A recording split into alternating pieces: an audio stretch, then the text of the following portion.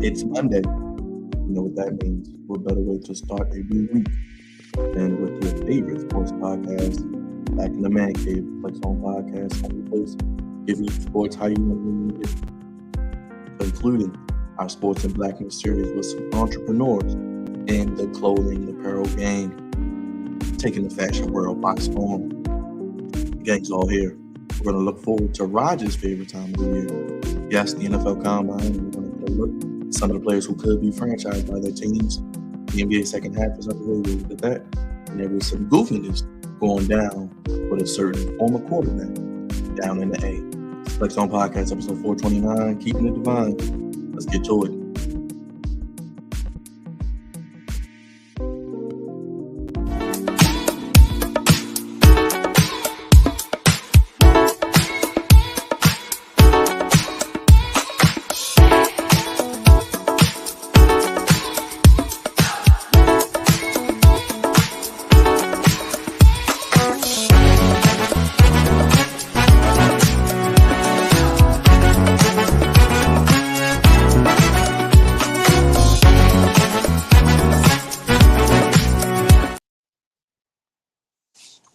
Oh, heating things up more intense than the GOP presidential race, Raj.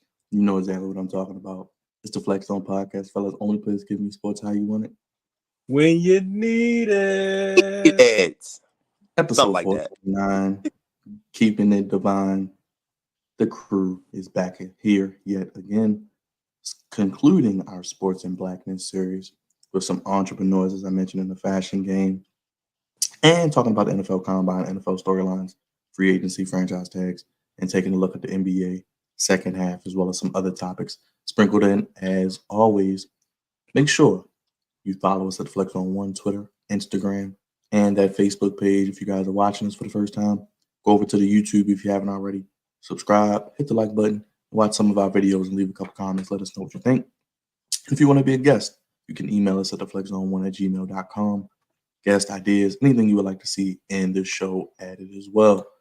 You make sure you throw up your ones, acknowledge the head of the sports podcast table, as it is the Flex on Podcast. But you guys know it's time for our social media producer to lead things off, as it is Big Raj back again.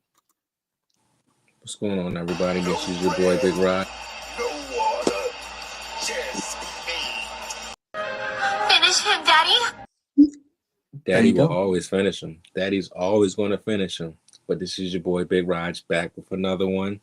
It is Ninjas in Underwear Week, if you know what I mean. Your favorite time of the year, my guy. Favorite time of the year. Want to get it popping, get it, running, jumping, skipping. Do you want to know what makes Daddy Magic's nipples hard? Nipples get hard around this time in Indianapolis. It gets really hard. This is your boy. Cravante. He is the captain of the Goofy Ship. He is the co-founder. He is the Mandalorian himself. And it's the off season, but things are heating up as we head towards the Combine. Haters can't stand us. Left hand up. Commanders. We fight for RDC. Who are we? The Commanders.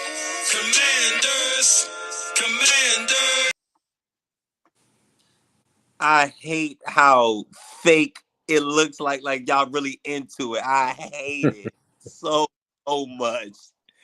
So much. Even in the off season, I got to deal with this mess. But anyway, it's another Monday evening. We got some good guests coming on Monday night. Y'all already know how we get down. Let's get it going. Last but not least, he is the Flex on Messiah. He is the tribal chief. He is the man who does not sleep because he was up at 5 a.m. with me bringing the energy, baby. And we were showing off the guns, the pride of the East Side, the savior misbehavior, the straw that stirs the drink. He is the franchise player, the foundation, the pillar. And he is, once again, back again with us. Shimmying better than Steph Curry on the court. Drizzy Drake, my boy.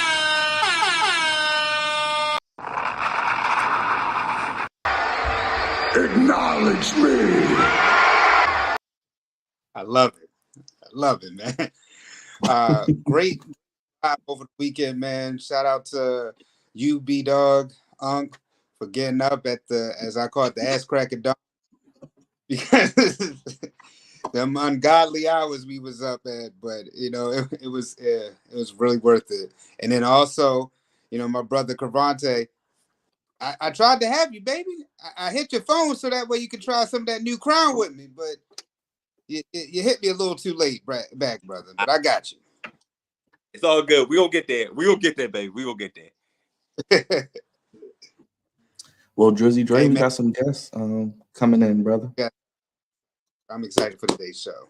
Hey, Dre, let's lob it up to you, brother. You want to introduce these brothers? I know there's some things they're bringing to the table, and hopefully, Cravante, they send free stuff.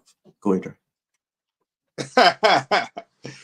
Well, I mean, I'm always hoping for some free stuff, but I mean, these brothers have a great brotherhood, a clothing line, and most importantly, they are from the greatest HBCU in the history of mankind, known as the Morgan State University.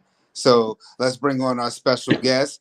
And also, shout out to my boy Brian, who is a member of the greatest fraternity known to mankind. Yeah.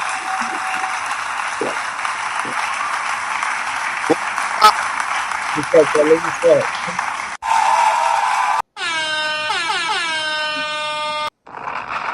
What's going on, fellas? How y'all What's doing? up, fellas? What's going on? You guys want to Hey, introduce yourself? How y'all doing? I know we didn't start the interview yet, but what's in your cup, man? You got some of that crown? Oh no, it's just some Don Julio and pineapple, nothing too crazy.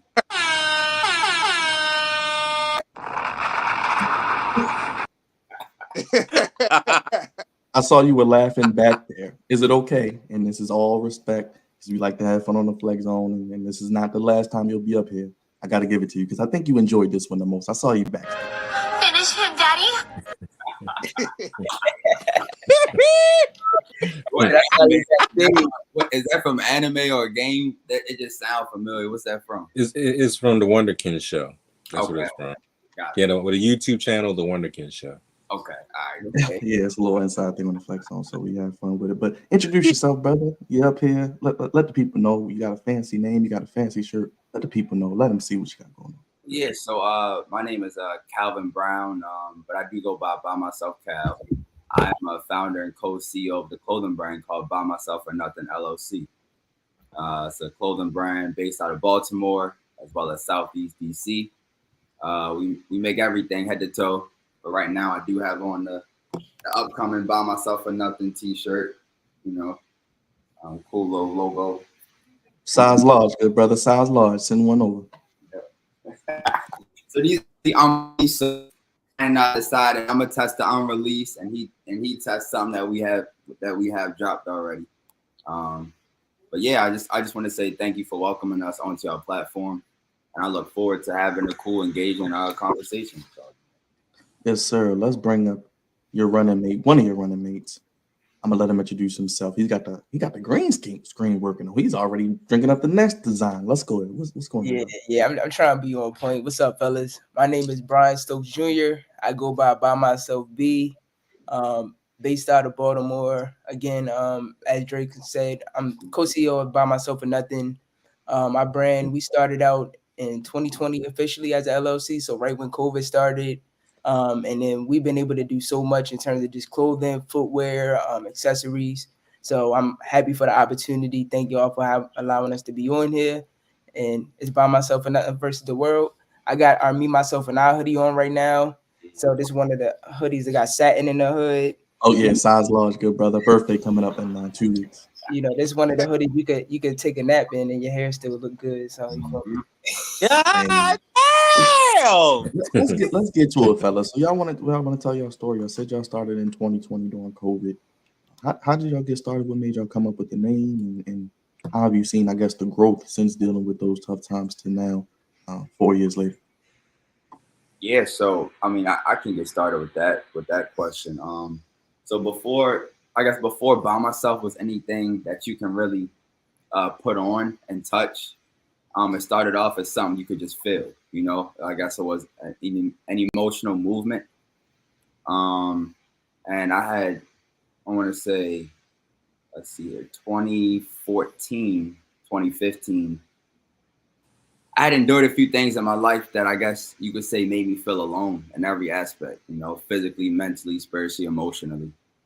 And the things that I endured, it really made me want to separate and take a step back from just about everyone who was around me. Um, but one of the people that it actually made me closer to was my boy, Brian. Um, I kind of took a step back from everyone I was cool with in high school and just kind of focused on like my college career and my college life.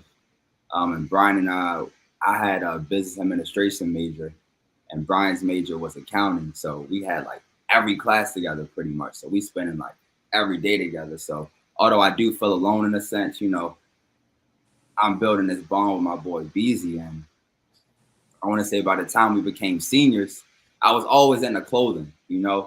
But as years go on, I was kind of repping by myself and like a F the world mentality. Like I don't really need anybody. But over time, I think God kind of opened my eyes and showed me that, this feeling or vision I'm giving you is more or less an empowerment movement. And I want you to, create something positive that other people can relate to. So over time, I realized, okay, I want to take how I'm feeling in my vision and combine it with one of my first love, which was fashion and clothing. Um, so one day I got a logo made right here, the GeoWolf logo by our third business partner. His name is AR. Him and Brian were roommates at Morgan, so we each had our own relationships with each other. And 2018, we graduated. I flew to Arizona. I told Beezy I'm gonna get us some shirts made with that logo on his background. We got some shirts made. Then 4 years later, we got some sneakers. So it's been an uphill battle since then. But in a nutshell, that's really kind of where it started from. It stemmed from an emotional feeling that I had that kind of just took over my life, but I didn't want that to consume me. So I created a brand that other people could really relate to and provide an emotional attachment to clothing. So that's really what By Myself is. Appreciate that. You want to hop in real quick, Brian? Yeah, I definitely hop in. So like just speaking on a lot about what Cal has said. So we we got family that we know of. So his one of his cousins, I used to play ball with him growing up. And I knew Dre, but I didn't really know him as much until we got to Morgan. And that's like he said, that's when our relationship started to develop. And then us just having classes together and stuff like that. When he was in a position where he felt by himself or alone in those situations, like he did come to me with the business, and my background has always been about business. So I was 100% like invested in what this could be. So essentially, us adding our third business partner AR to the fold, his background was graphic design. So he went to Morgan for graphic design. Like Andre said, we all graduated from Morgan together. So us already having the interaction and the friendship from before the business, that already was kind of that solidified the foundation. And then from there we were just like let's just do it, because at the end of the day we know our business is bringing a positive to a negative connotation. um, COVID really showed a lot of people that they didn't necessarily like being by themselves or being with the people that they had to be in quarantine with. So like for us to have started our business right before COVID was a huge haul in that regard, because we couldn't really travel or do as much, but we understood our message was powerful. So in terms of just being by yourself, so being by myself doesn't equate to loneliness. It's a lot of growth that comes in life when you actually like have time to yourself, understand who you are, figure out things that you like to do. And a lot of this is the messages that we speak about within our business, because we want people to have self-empowerment. We want people to understand like God has you on this earth for a reason, like you built here, that you're unique for a reason. So it's important to stand true and stand 10 toes in that, and don't try to let peer pressure or let other people sway you from who you are as a person. And with us having that identity within our business, that's been able to separate us from others, just being able to focus on that and really like inspire people. So that's like another background just within our business. And yeah, we've been at LOC since 2020. It's 4 years, and time has just flew by. like Dre said, we have footwear now. We started out with our own slides with the Nike Air Bubble on the back. That's what the people call it. It's just like a little Air Max swoosh. But like literally, I'm just blessed for the opportunity to be able to like connect with people on a level of just inspiration with this business. And honestly, when I had the conversation with Dre in college about the brand, I didn't see us being where we at today. So I'm just thankful for the journey. And Yes, by sir. when he says Dre is so Calvin is my middle name. So I guess from now on, BZ try to say Cal so they won't think you're talking about the other Dre. Oh, okay. Yeah, I use it interchangeably, so I'll use Cal going forward. Yeah. It's perfectly Oh fine. no, it's all good. I was like, there's no way he's talking about him. But I know at the same time y'all probably didn't know who he was talking. Yeah, I just had to bring that up. Oh, nah, y'all brothers are good. Let me ask y'all this, because I've been there when different events where you guys have been selling your clothing, but there's one particular person and one particular story out there that really stood out when you guys were able to meet Lamar Jackson and selling your shoes to him. Can y'all tell that story? How that even came about? Yeah, so before we met Lamar, we kind of had went on like a series of runs of like linking with other like I guess rappers or artists in like the DMV area. You know, we linked up with artists such as Young Moose, OTR Chaz, Big Flock. We linked up with Big and Bear, who's a DJ. Bear, WKYS radio host. We linked up with a lot of different like I guess musical artists in the DMV, but we decided that we got to go just a little bigger, and a lot of people this day and age don't really have an excuse because the internet is so powerful. As long as you have access to the internet, you really are capable of doing anything. And one method that we like to do is really just send a DM to somebody. But the main like cheat code method, and anybody who's listening to this, I'm gonna give y'all just some free game. So whenever we post on our stories, we tag a lot of people with blue checks, but we minimize it. So we could tag like 50 people in the story, but just minimize it, make it smaller so no one can see who we tag, but it tags all those people in the story. So just about a lot of the stories we're posting about the sneakers, say we link with Young Moose, we tagging 50 other people to show them we link with Moose, so it was just a buildup of artists and platforms where people are beginning to see our clothing and everything. And one day I just told BNAR, I said, bro, like I'm gonna reach out to Lamar. So I guess the series of conversations kind of started with us DMing him on Instagram and really just building this social media rapport with him. And unfortunately, that season he had ended up getting injured. When Lamar Jackson had his injury. But in hindsight, when players deal with injury, that opens up, opportunities to do things off the field. And this one particular weekend, I think the Ravens had an away game in either Cincinnati or Cleveland. And Lamar didn't travel with the team. He didn't travel with the team that week, so he stayed behind in Baltimore. And him and I have been in contact via DM, probably attempted to link like 3 or 4 times, but he an NFL player, so it never really fell through. So one Sunday morning, I'm just in the house, just cooking breakfast. Out of nowhere, Lamar DM me. He say, "What you doing today? Let's link up." I'm getting that. All right, cool. So as soon as that DM came, I dropped everything that I was doing, and I called BNAR, just kind of like, "Hey, y'all, don't want to meet Lamar Jackson today?" type time. They like, "Oh yeah, I'm trying to meet Lamar Jackson." So, I live in Baltimore. Brian lives in Delaware, and then AR lives in DC. So initially, when Lamar sent me that message, it's kind of like, that's a time sensitive message. You can't wait all day to respond. So as soon as he sent that message, I hit him back like, "Yeah, bro, we can link."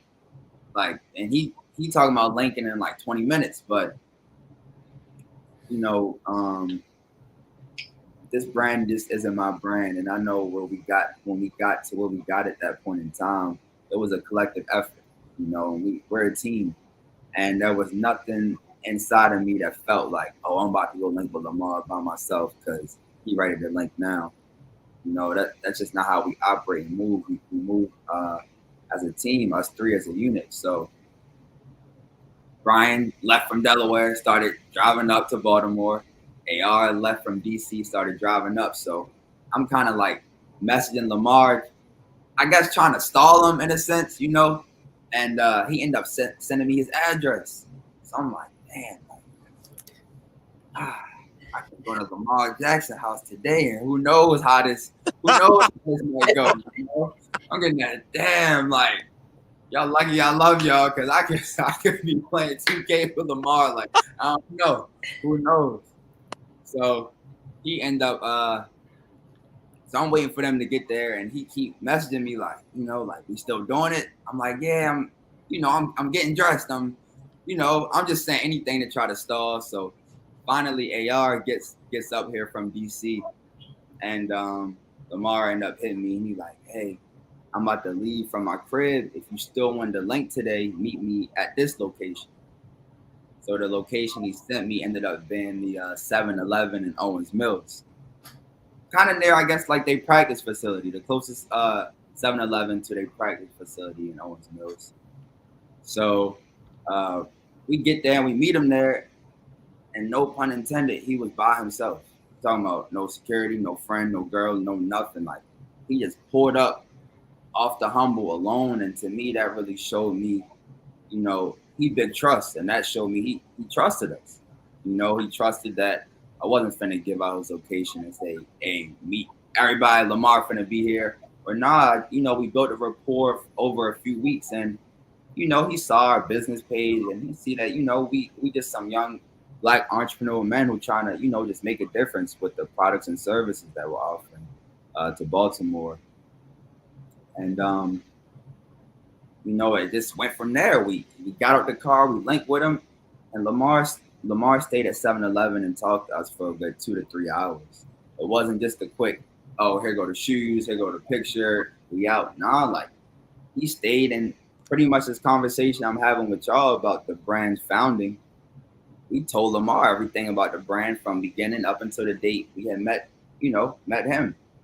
And AR and I and our boy Roddy, he's his cousin. We talked to Lamar for a good hour and a half, and he waited for Brian to come up from Delaware so he can meet him as well. Yeah, and I could tell y'all about that. So I'm in Delaware. So most people don't know Delaware is only like an hour from Baltimore. Most people think it's further than that. So once I get the call that Lamar is trying to meet with us, I'm like, dang, I had stuff that I was planning today. Everything is getting canceled though, because it's Lamar. Like, especially like being from Baltimore and then being a Ravens fan, like you understand his impact and his influence. And then us just having that opportunity, it was like this opportunity I can't miss. So I'm hauling up the road to up 95 to get to Baltimore. So once Dre and AR actually linked with Lamar, they called me on FaceTime. So I'm on FaceTime with them, and Lamar is in the call like, where you at? I'm like, I'm on the way. Like like just wait. I'm probably like 30 minutes away at that point when they call. And I'm like, yo, I hope I can make it to meet Lamar and just like connect with him. And it was such a great encounter because Lamar is like a super humble dude. So he asked Dre to he asked us to meet at the 7-Eleven, and which was nice. Him waiting for us allowed him to go in the store and actually connect with people. So I'm 30 minutes away.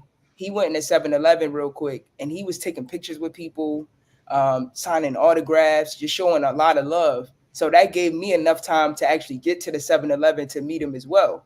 So by the time I get there, it's instant like, yo, what's up? You feel me? Like just instant love and gratitude and just good energy. And that's just the person that he is, honestly. So I was happy that I was able to make it. Again, like Dre said, we ended up, I keep calling you Dre Cal, we ended up staying there for at least like 2-3 hours. just having a conversation with him. And I thought that was super powerful because you're talking about MVP, like an NFL MVP, somebody that has like a lot of responsibility and a huge just face within the National Football League. And he took some time out his day to connect with us. So that meant the world. And, you know, salute to Lamar for connecting with By Myself or Nothing. Hey, yo, I'm So- speechless, yo. That's So- tough. That is, That's wild tough. I'm speechless, bro. That's amazing and good. And shout out to Cal for holding my man up for a little bit. Cause He was holding it down. Yo, when the MVP send you his addy, it's like, I'm trying to see what Lamar Jackson crib look like. You know, I'm trying to see what's up with that. But yeah, bro. that's right. Do that, you know, and also like you guys said, for Lamar, man, on the humble to wait, you know, for you guys and to make sure that the whole team was there collective. So that's why he's still our MVP, man. We always sure that he gonna get that ring for sure. But that Due time, yep. I heard sir. hey, brother, you deserve an award, an MVP award. I don't know if we gotta Yeah, design one, but you need one, brother. Oh man, thank you. Hey, it's the team. You know, I knew without a doubt, even though, you know, technically I'm the founder and I came up with the idea by myself, it could have just remained an idea, you know. So I knew without Brian and AR's impact on the brand, wouldn't be a LOC, it wouldn't be any sneakers, you know. And a lot of people gotta realize that it takes a team to get to where you want to be. And if it wasn't for them and us collectively, Lamar wouldn't have even wanted to link with the brand. You know, so it just takes a real individual to acknowledge, you know, I guess the pros of having brothers that you can start a business with, honestly. So, you know, outside looking in, it might be like, oh yeah, they would have did the same for me. They better have, you know, but I'm not. Like, I don't even think that they wouldn't, you know, and that's just the type of bond that we have, you know. It's really like all or nothing. Either all agreeing on something or we're not doing it. And I think that really contributes to the success of our brand because we all got to be on the same page. And see where we are now, it just shows the impact of having three mindsets. So I got a question for y'all. Since y'all met Lamar Jackson, and I've heard similar stories about Lamar that he's a really down to earth person. He's very humble.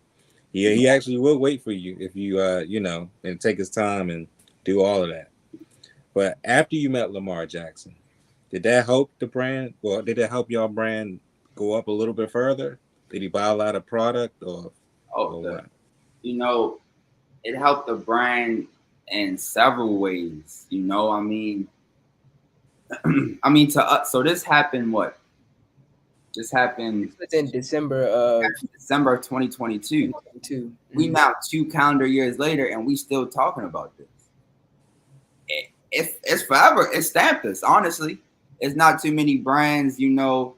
Well, no, I'm not going to say that because Lamar supports a lot of brands in Baltimore, you know. But by us being one of the first brands that launched sneakers and like a footwear product, when you attach something that's never been done before or something that's never been done before, it's like we the first Black-owned sneaker company to link up with Lamar and the DMV. That we the first of our kind to do something like that, you know. So it definitely stamped us, and just that one picture alone, you know, blogs picked it up.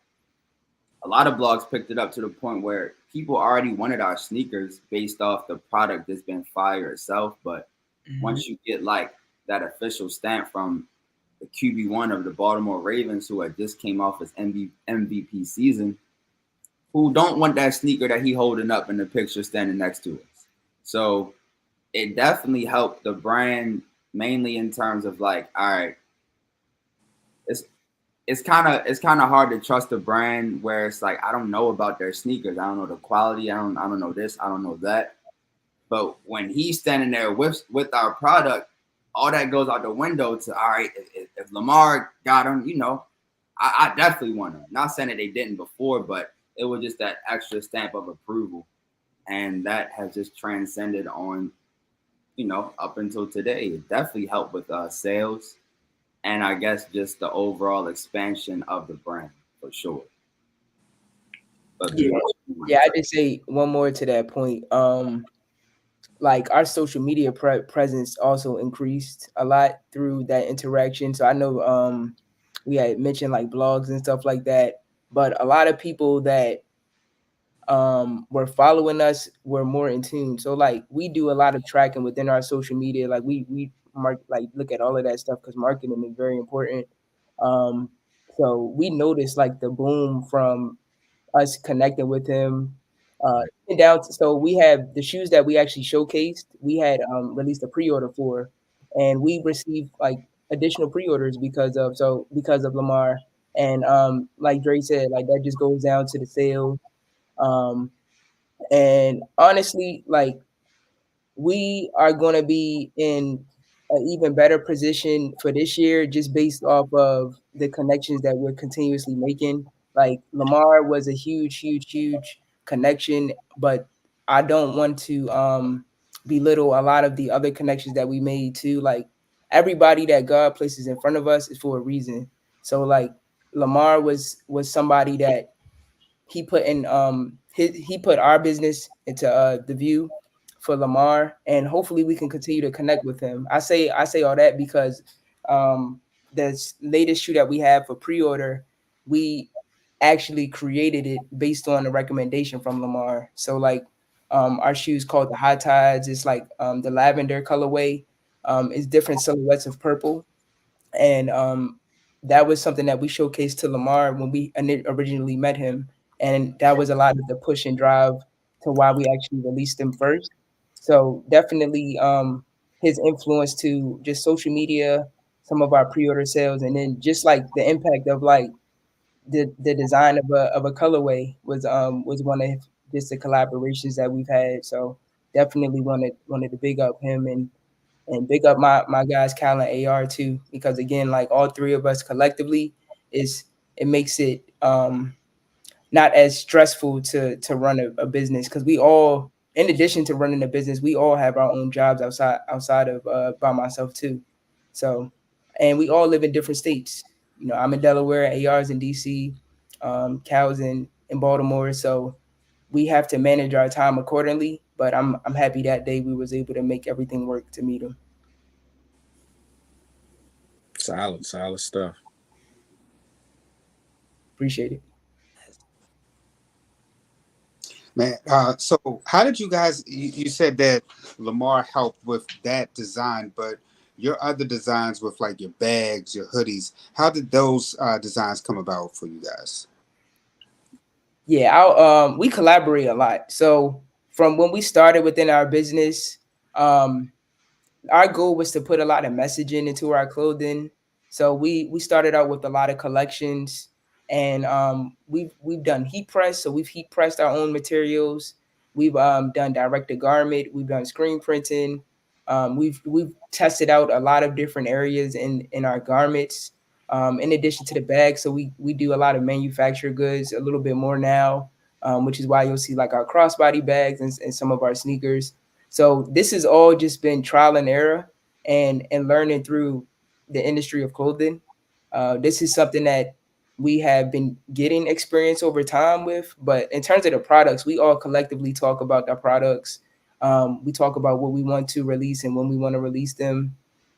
This hoodie originally, for example, this was came out in black originally, and we since released it in red. So like a lot of our products, we really wanted to be fashion forward and something that people can actually utilize and it makes sense for their day to day. Like I said, like this hoodie has satin in it, so like this is something that's going to be beneficial for our people, for Black people, with our hair care. So it's very important for us to be intentional with the products that we have. The bag that you have mentioned, Dre, that bag is one of our crossbody bags with 4 pockets. So we want to make sure if you don't want to put nothing in your pants pockets, you can put everything in your bag, stay in your bag. So like our goal is really to make sure like people can utilize our stuff and it benefits their day to day. And I'll let Cal expand upon that as well. Just to go off what B said, I think a lot of the variety of clothing or items that we offer can stem from like a phrase like "dare to be different." So we picked the lone wolf because you got to stand alone in life, and just sometimes you got to separate from the rest. So yeah, we started with like, I guess, basic clothing like shirts and hoodies and sweats and everything, but then we kind of developed a mindset like, okay, everyone makes shirts, everyone makes hoodies. How can we separate from everyone? And that's when the crossbody bags pretty much came into place. We want to provide an item that not only looks cool, but it provides something to your life. And that main thing it's providing is convenience, you know. So with that crossbody bag, it's like once you put your life in that bag, for most people who have a bag, it's damn near pretty hard to take your stuff out, because once it's in it, it's in it. And once you got it on, it's on. So we moved from the clothing to the accessories, and then we just kept thinking, how can we continue to, think outside the box? And eventually we moved on to boxing up our creativity by creating footwear, you know? So we just decided, how can we continue to elevate creativity and, I guess, monopolize something in the area that hasn't been explored, which pretty much led us to creating a sneaker. So after 2 years of releasing our first sneaker, we've released 5 sneakers since then. And just to go off of the Lamar Jackson thing, I think when he linked with us, I think we collectively came to an agreement that Lamar would not have linked with us for a shirt, for a hoodie, for a hat, for a bag. He linked with us because of the footwear, and sometimes you kind of have to step through an open door of opportunity. And we realized there isn't anyone in our area who are making footwear. So over time, we just kind of realized, how can we continue to expand on our creativity while at the same time remaining different? And that's kind of why over the past year or two, we kind of set aside clothing and just said, you know what, we're going to focus on footwear, because there aren't any other really Black young footwear designers in Maryland and the DMV. And once you have something so lucrative, it's kind of hard to not build on that. So, yeah. For sneakers, I know you guys have the full moons and you have the high tides. What are the other ones that you said you guys have? Because you said you have 5 total.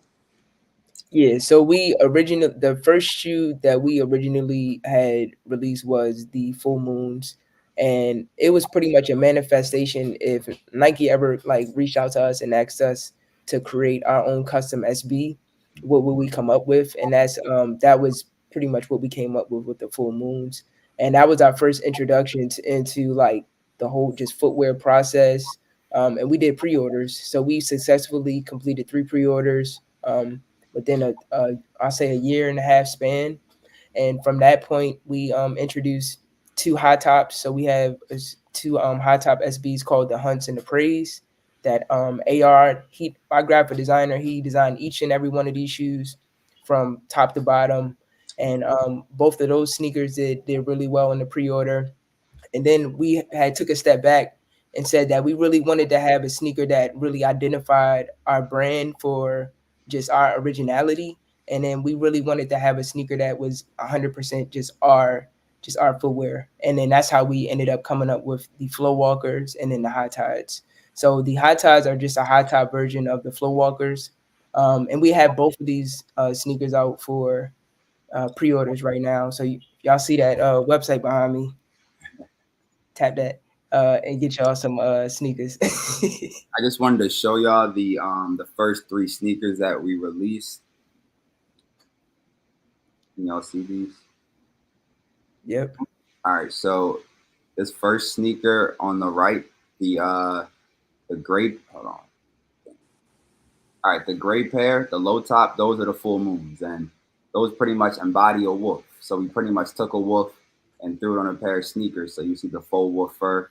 They resemble a gray wolf. And then we said, okay, what do wolves do? Wolves hunt. And that's why that middle player is called the Hunts. They're like a black stealth pair because when wolves hunt, they're in stealth mode. So that's what the second pair embodies. And then wolves hunt what? Wolves hunt sheep. So that third sneaker you see are the praise.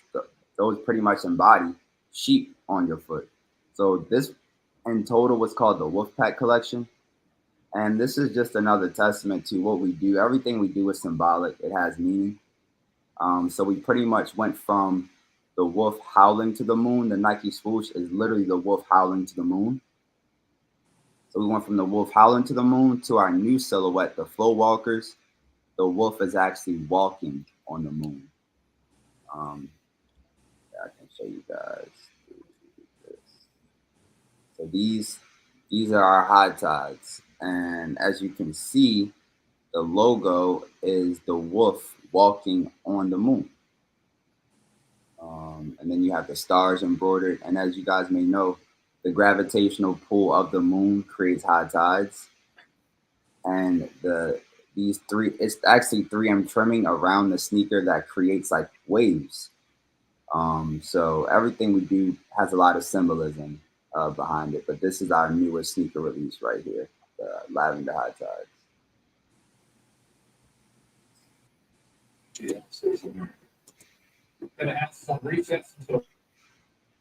Man, that's all dope. Everything that's happened with you guys and the design, everything. Honestly, that's the creativity alone, and that is major dope for real, man. And then you guys building that brotherhood coming from Morgan, that's even more dope, man. Yeah, thank you. Yeah, being at Morgan was probably one of my favorite like life experiences for real. Like people don't understand the impact of just having like HBCU education, but specifically at Morgan, definitely gotta give it up to Morgan. Just providing opportunities to connect with the people that you go to school with. I'm happy that I'm from Baltimore, but I ended up staying on campus all 4 years, just all strength because I didn't want to miss nothing. And just being there and having that space to be able to connect with like so many different people. The networking is a big thing. I'm a big networker. So like I feel like I learned a lot of those skills being at Morgan, and then just the opportunities just for a black man um, on a college campus is just extensive for real. Like it's always something that you can do. It's always a club that you can join.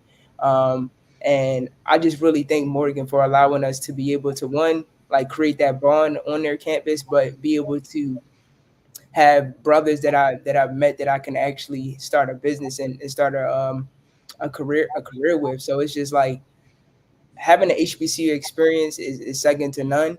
And just being at Morgan, I wouldn't trade that experience for the world. Like I don't think there's another HBCU that really comes close. But I'm a digress because you feel me. I don't know if anybody else went to other HBCU. Don't digress, bro. We the only national treasure, bro. Only.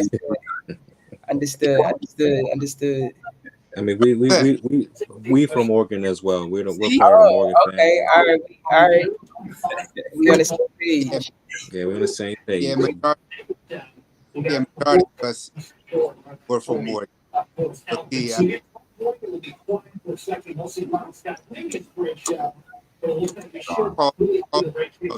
You breaking up, Dre. Breaking Paul, he went to Coppin. Okay. It's cool. My mom been teaching at Coppin. Not teaching. She's been working at Coppin for 20 years. So I grew up over west and over east. So I like Coppin. Coppin cool. Coppin ain't Morgan though. It ain't Morgan. It ain't Morgan. Byron, don't be quiet, man. You went to an HBCU too?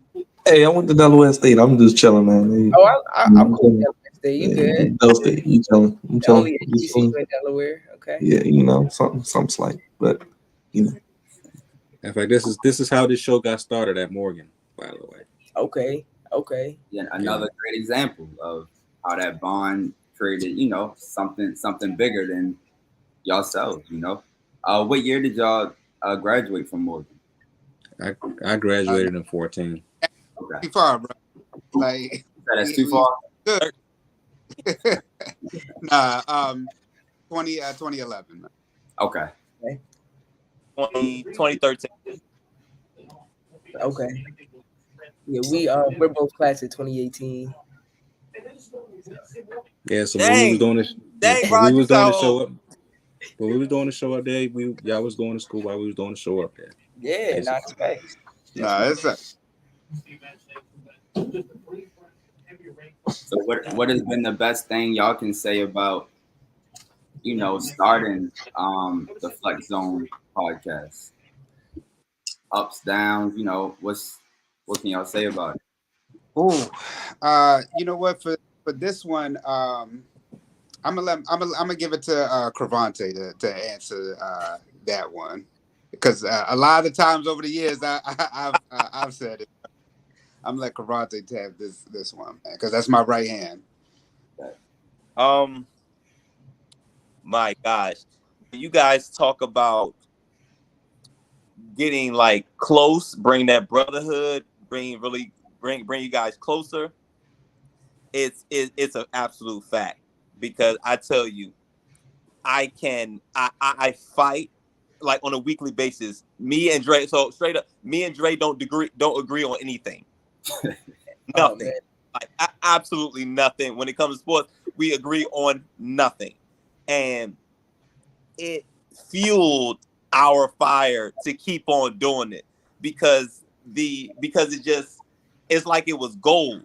And back in those days, that's when I can't believe I'm saying this, but that's back when First Take was hot. And when Stephen A. Smith and Skip Bayless used to go head to head, it's like debating sports had just become like a thing. And that's kind of like the foundation of it. And we was like, yo, they sound like us. Now obviously Skip is white and Stephen A. is black, but they sound like us. Like, don't agree on nothing. And I don't know if you heard any of his takes. He's absolutely absurd with most of them, which is probably why we disagree most of the time. So, and in the beginning, it was just us two, like just brainstorming how we gonna build this off. And he was in Morgan State. He was in WEA. So boom, studio, boom, we up. You know what I'm saying? And he was a audio engineer at the time. He's probably big time now. I don't know what he's doing now, but at that time he was low on the totem pole. But we was there all night because he had access to the studio, and it was just me, him, and Mikhail and Mikhail and our good friend Mikhail at the time, and she was our host. Brittany, my gosh, we need to check in with her, but we just continue to build on our following, to our relationship. And Raj and Byron came on a little bit later in the game, but it definitely all started in Morgan. And when I tell you we fight all the time, you would think we're brothers and we grew up in the same household, like how much we fight. But it laid down the foundation of what you guys are looking at right now. And I am beyond proud of everybody on this screen for their contribution to this. And of course, I'm beyond proud of you guys for, taking a leap of faith during a wild time in the world. Yeah. And not only that, having just having it to like keep going. And the Lamar Jackson thing just puts like a cherry and a whipped cream on top of it, and it's truly, truly, truly amazing, guys. Thank you. Appreciate that, Bonte. Honestly. And thank you for sharing that story too, because our stories are very similar. You think about it, founded on a national treasure. Started with two, with me and Brian, and then over time, you add the pieces as necessary as you expand. Like I had the vision, Brian had like that business acumen, and he made By Myself a real company. He brought that LLC presence to it. Then when you added AR, who was a graphic designer, he made everything we wear. So it takes a team, it takes a village, and it's nice to see that two groups of young Black men recognize that, and just kept pushing forward. So I'm happy we on your show tonight. Yeah. It's crazy because I do want to, shout out Dre and Cravante because I was going to DSU still.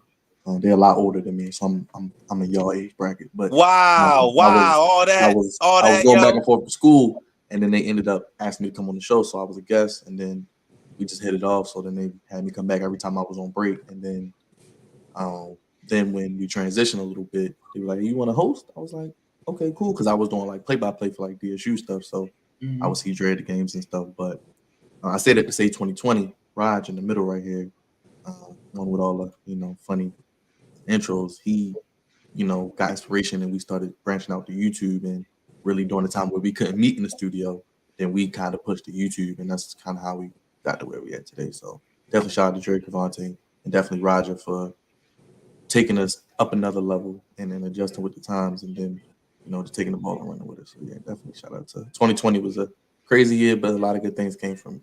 Yeah. What's next for y'all before we get y'all out of here? I want to know what's next for y'all. Anything I want to plug or tease, or if you need my shipping address, just let me know what y'all need.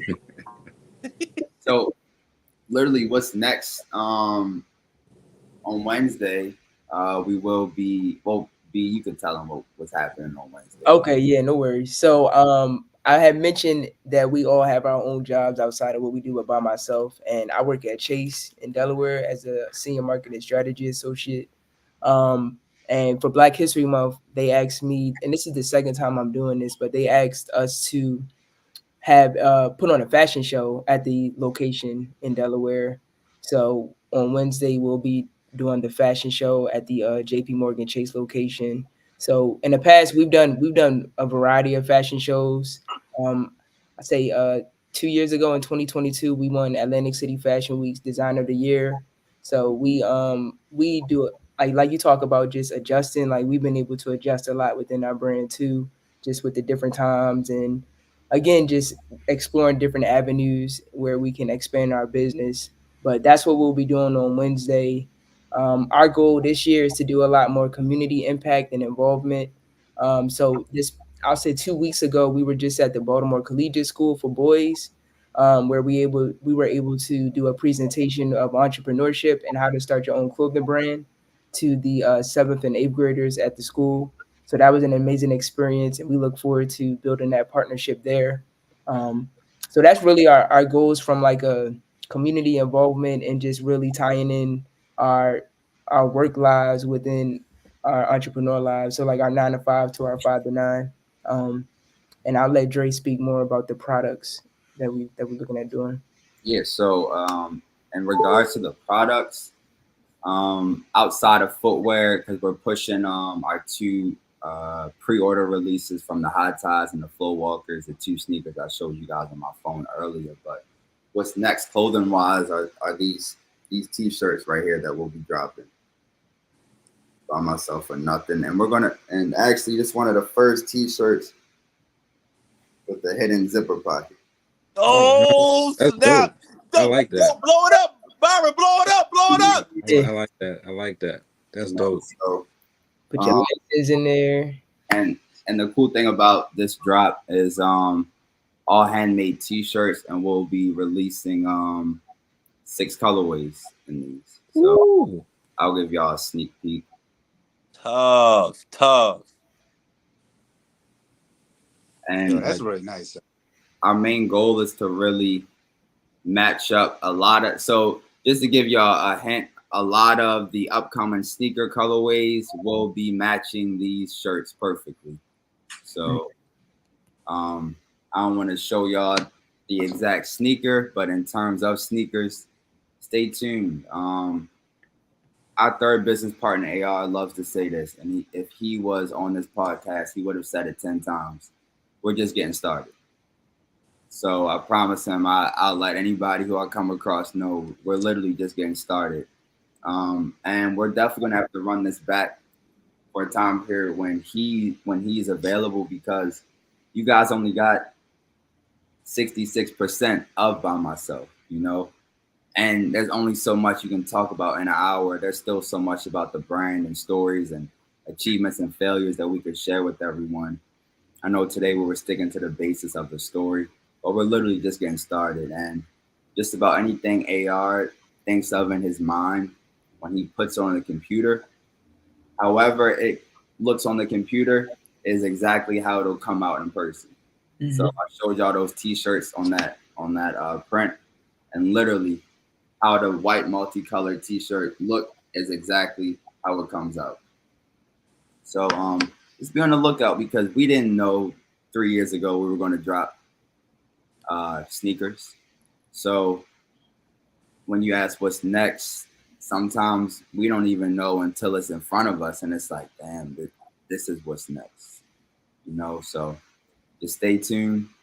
In regards to the products and service aspects of By Myself, as well as that nonprofit wing that BZ was just speaking on with talking to the youth at Baltimore Collegiate School. So, yeah, got a lot. Just stay tuned. It's really only month 2 of 2024. We got 10 more to go, and every month we doing something noticeable. So just be on the lookout. Yes, we definitely got to run this back and get your third business partner up here. Sure. And definitely let them know how to keep up with y'all as well. Any social media, anything like that, I need to put on the screen for the people, or website, anything. Yeah. So our website, I have it behind me, but like it's www.bymyselfornothing.com.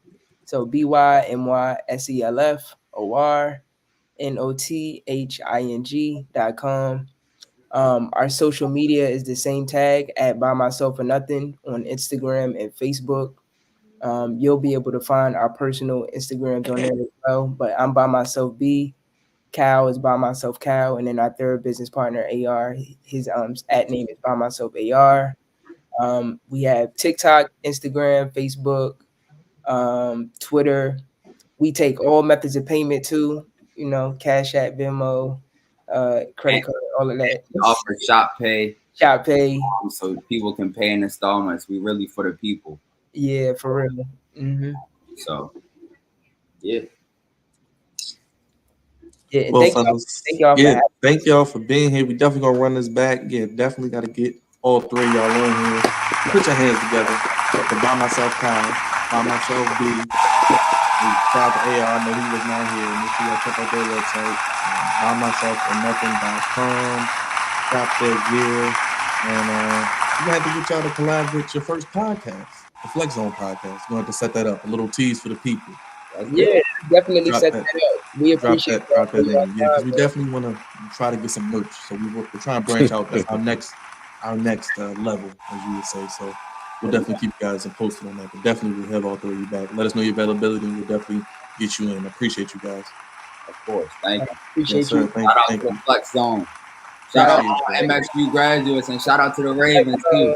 Let's Yeah. go. Let's go. Big Appreciate shout out to y'all. Love. Appreciate y'all. Thank y'all again. Big shout out once again. Put your hands together for five fellas. By Myself or Nothing clothing. That's awesome, man. That was That was awesome. a very great interview. Appreciate Dre for connecting with them and networking and getting them on the show, man. And what a way to close our Sports and Blackness series. It's always sucks that Black History Month is so short, but we make the most of it here on the Flex Zone podcast. And make sure y'all check out those brothers. Once again, bymyselfornothing.com.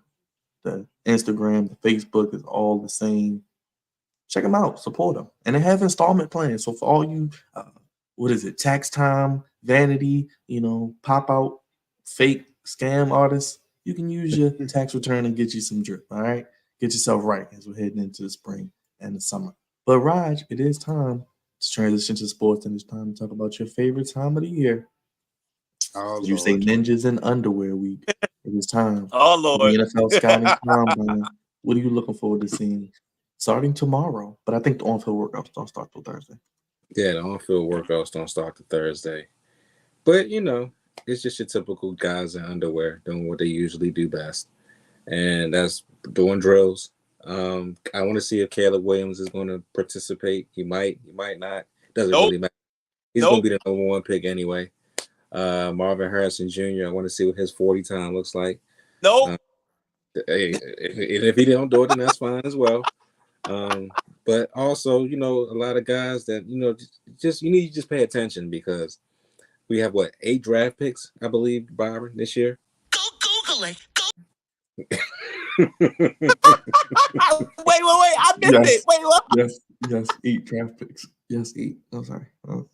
Yes, we have 8 draft picks. This is what you tell people, Cavante. Google it. Go Google it. Go. Yes. Go if you don't know that we have 8 draft picks, go Google it, as JD would say. Google it. But yeah, man, the NFL draft combine, it should be interesting. A lot of things do happen around this time of the year as well, as far as franchise tags, trades that might go on. All the GMs are at the same vicinity at the same time, so there's going to be a lot of interaction between each other, and it's going to be a lot of news coming out. So it's always a good time that leads into free agency, I believe, which March 11th. So yeah, man, this is the start. This is the real start of the off season right now, right here.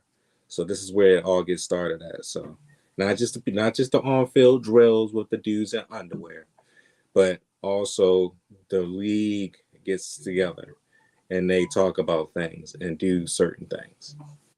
Yeah, definitely the deals get done. Maybe a Madubuike deal for the Ravens. Maybe we see other players. You start to hear them linked to other teams. You start to hear about teams that are looking to, like you said, maybe trade players or trying to make draft day trades or things of that nature. Who's scouting what? So we'll see. Real quick, Roger, are you expecting anything from EDC or Harbs when they speak tomorrow morning? Not really. I'm not really expecting anything. Nothing that we don't already know. They're not going to tell us that they're going to tag Madubuike. They're just going to do it. They're not going to say they're going to do it. But yeah, they're just going to pretty much, give out the basics of what's going on. They're going to pretty much talk about, things to expect going into the combine, what they're looking for, probably some of the guys that they might, be looking at. By not saying any names, but just saying the position, cornerbacks, or, tackles or whatever, you know what I'm saying? They're going to sugarcoat a lot of stuff because this is what they do. But they're going to, and of course, they're going to have their meeting as well, as far as owners meeting, and they'll be meeting with a lot of guys. So it should be fun to watch, man. It should be real fun to watch. But they're not going to really say anything that's going to be too crazy tomorrow. Devontae, the Scouting Combine. I mean, it's almost draft time. We love the NFL draft. What are you looking forward to seeing? Anything with the Commanders we should be looking at specifically, or anything you're looking at? Maybe saying about certain quarterbacks if they're going to throw or not. Looks like what is Drake May going to do? And I got to get you on record about that. By the way, are you as of today, February 26th? It is a leap year, so we get an extra day this year. Take advantage of it, people.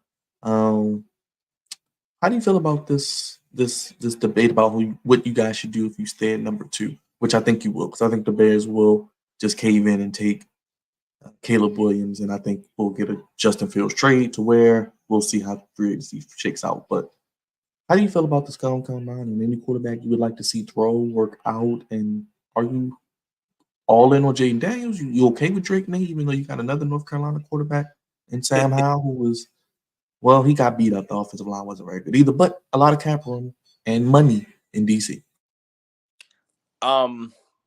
So the interesting thing is, as soon as Chicago said that they won a historical compensation for the number 1 overall pick, i.e., Caleb Williams, that pretty much told me that they're going to take him, because I don't think anybody's going to take that risk, especially seeing how things worked out for Carolina. Even though I think Caleb is better than Bryce Young, but nonetheless, what happened to Bryce Young could happen to anybody with poor management. And so with them asking for an historical compensation for that pick, I think that all but said, like, yeah, they're going to take him. As far as the guys at the combine, I don't know if y'all have noticed, but the combine is having less and less participation for the top name guys. Just because I think, and this kind of goes into the whole NIL thing with the name, image, and likeness. The players have power. The players have a significant amount of power, and they're treating their whole college experience, combine, and all that like free agency, and they're picking and choosing. Well, the free agency that they're in charge of, so they can pick and choose what they want to participate in and what they don't want to participate in, just so they can be, I guess, in tip top shape for what they really want to do. And we kind of seen this over the past couple years, where it's like a couple guys here and there are not participating in the combine, but they're going to their pro day. And I understand that the pro day, they're more comfortable. They know the receivers, at least for the quarterbacks, they know the receivers. So, it's a comfortability, and typically you'll do better in those environments. But it's at an all-time high. Like, right after I seen Caleb Williams wasn't throwing, here comes Jaden Daniels. Boom, here come Marvin Harrison. Boom, here come Malik Neighbors. He's talking about he's only gonna do interviews. I'm like, God damn. Hey, Raj, the underwear Olympics is not the same anymore, man. Because people are because we had this conversation about probably last week when we were talking about the NBA and these kids being divas. Now all of a sudden these new draftees want to be divas as well. It just sucks, man. I mean, I kind of want to see them do what they do in the NFL combine. I get why they don't want to play the bowl games. I understand. I'm about to go rob something. Really, Byron? Y'all know me. I'm dangerous. They're not dangerous, man. They're not. They're just kids. They're not dangerous at all.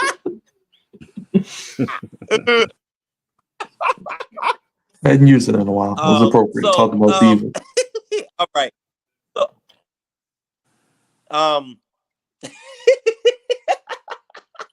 okay. So it's funny. Like, I'm interested in whoever is going to be there at this point, because I really wanted to see Jaden Daniels. I'm not going to hold you. I really wanted to see Jaden Daniels. I mean, granted, his tape is amazing, but being there, just him, ball, receiver, him doing all the different routes and all that, I was really, really looking forward to seeing that. Now, obviously, when LSU Pro Day, it's going to be him and Malik Neighbors, so I understand. I get it. Obviously, Caleb Williams. I just want to see these brothers that's been highly sought after to put on a show. It's kind of like the All-Star, just like the Diet All-Star game for like the new cats. And this is their chance to show out, because that's what you're supposed to do in the All-Star game, right? Mm-hmm. And they are refusing to. And it's like, damn. Now all I got to look forward to is Drake May. And Drake May is cool. You know what I'm saying? But I think he's getting a bad rap, Kravach. I think he's better than people think. I think he's better than Howe and Trubisky. I don't think he's those. So yes, he is getting a bad rap for where he played, for where he chose to play football. He is absolutely getting a bad rap for that. So, and yes, he's I think he's head and shoulders, knees and toes better. He reminds me, and I'm gonna get it. We'll get his measurables this week, and we'll talk about it next week. But he reminds me of like Justin Herbert a little bit.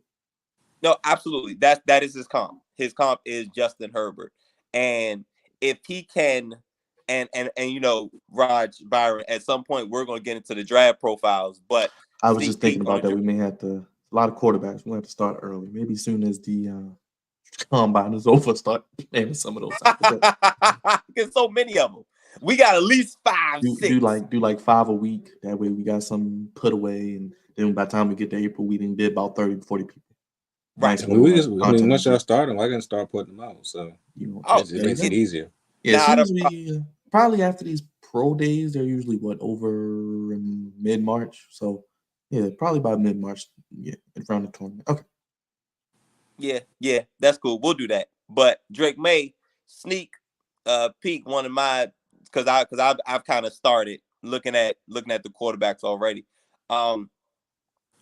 He is the typical quarterback. Like size, he can move. He moves well in the pocket, and he moves well outside of the pocket. He's pretty damn accurate too. But it's just he misses the layups. He misses the layups, the gimmies. He misses the layups, and it's irritating because like, yo, Drake, yo, what are you doing? He misses the layups for me.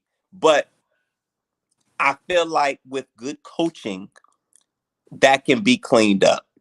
That's one of my nitpicks I have to do because when we're talking about possibly quarterback being pick 1, 2, 3, we gotta nitpick somewhere to differentiate, the differences between the three. And Drake May is right there at the 2, 3 slot, and I can't wait to see what the Commanders do because I like both of them. I think this is one of the rare occasions where I like multiple quarterbacks and would not mind either one because they both have things that I can lean on, that I can look forward to in the Commanders offense moving forward.